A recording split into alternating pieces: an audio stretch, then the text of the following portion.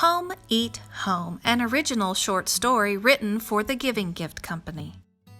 There was a little mouse who needed a little house, but the poor little mouse didn't know how to build a little house. As he was walking, he worried, "Whatever will I do?" Then he ran across an old forgotten shoe.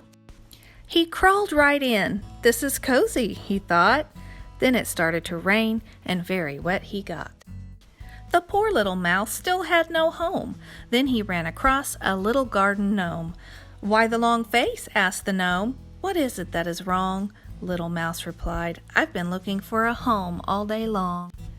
"Are you hungry?" inquired the gnome. The mouse answered, "Yes," wondering why. "A pumpkin will fill your tummy and keep you dry.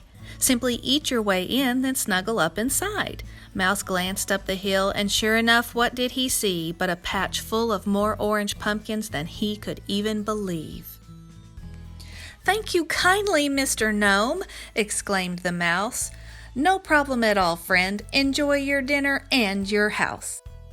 The end. We hope you enjoyed Home, Eat, Home. Please visit the Giving Gift Company for more short stories, kindness kits, and other meaningful gifts that give. www.givinggiftco.com